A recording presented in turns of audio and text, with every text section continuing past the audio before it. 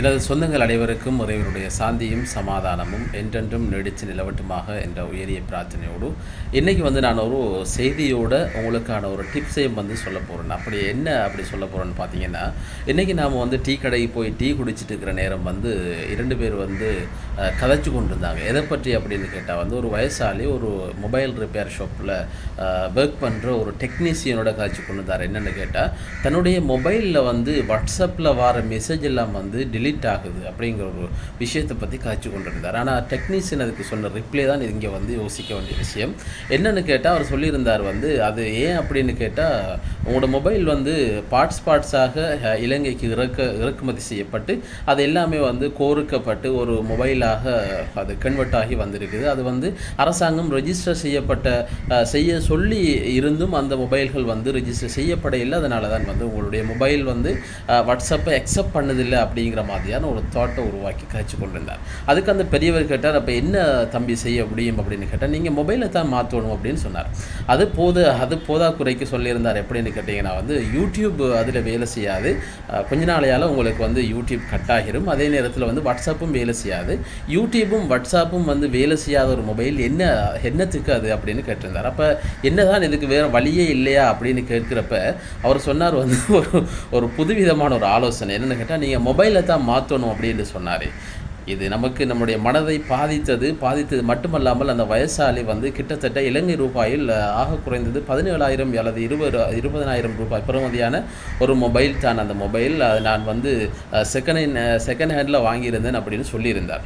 நமக்கு அவர் போக மட்டும் வெயிட் பண்ணி ஒரு டிப்ஸை நான் அவருக்கு சொல்லி கொடுத்தேன். அந்த டிப்ஸை பற்றி தான் உங்களுக்கு இந்த இதில் சொல்ல போகிறேன். சிலருக்கு தெரிஞ்சிருக்கலாம், அதாவது டெக்னீஷியனுக்கு தெரிஞ்சிருக்கலாம், நிறைய டெக்னீஷியனுக்கு தெரியாமலும் இருக்கலாம். ஏனென்றால் அவர் மொபைல் ரிப்பேர் ஷாப்பில் வேலை செய்கிற ஒரு டெக்னீஷியன், சரியா? அவர் ஷாப் ஓனரும் கூட. எனவே நான் இந்த சொல்ல போகிற விஷயத்தை நீங்கள் இப்படி உங்களுக்கு நடந்திருக்குதா அப்படிங்கிறத பற்றி நீங்கள் பாருங்கள். இப்போ உங்களுக்கு நான் பேசுகிறத தவிர உங்களுக்கு ரியாக்ஷனை காட்ட போகிறேன். ரியாக்ஷன் அப்படிங்கிறது என்னென்னு கேட்டால், அந்த வீடியோ எப்படி செய்ய போகிறோம் அப்படிங்கிறது தான் பார்க்க போகிறோம். இது குறிப்பாக வாட்ஸ்அப் தொடர்பான ஒரு டிப்ஸ்.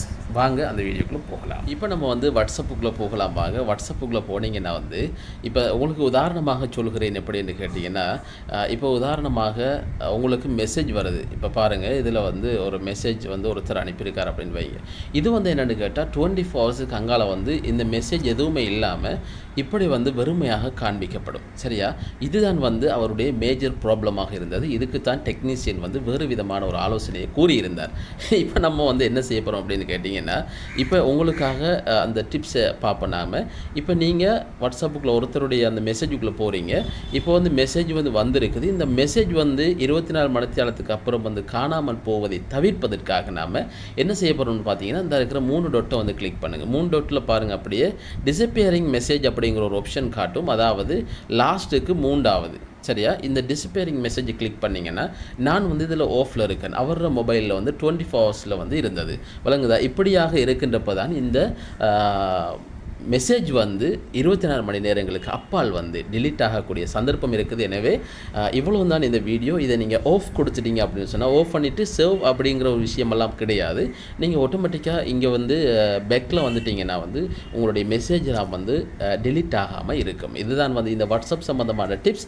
இது நிறைய பேருக்கு தெரிய வாய்ப்பு இருக்கிறது, நிறைய பேருக்கு தெரியாமலும் இருக்க வாய்ப்பு இருக்கிறது. எனவே உங்களுக்கு தெரிந்திருந்தால் எனக்கு தெரியும், பரவாயில்லை அப்படிங்கிற ஒரு கமாண்டை போடலாம். அப்படி தெரியல பிரயோசனமாக உள்ளது அப்படிங்கிறத நீங்கள் சொல்லி எனக்கு சந்தோஷத்தை ஏற்படுத்த முடியும். அதே நேரத்தில் என்னுடைய சேனலுக்கு புதிதாகவர்களாக இருந்தால் கண்டிப்பாக சப்ஸ்கிரைப் செய்யுங்க. இன்ஷா அல்லாஹ் தொடர்ந்தும் இது போன்ற சில தகவல்களை தர காத்து கொண்டிருக்கிறேன். இன்ஷா அல்லாஹ்.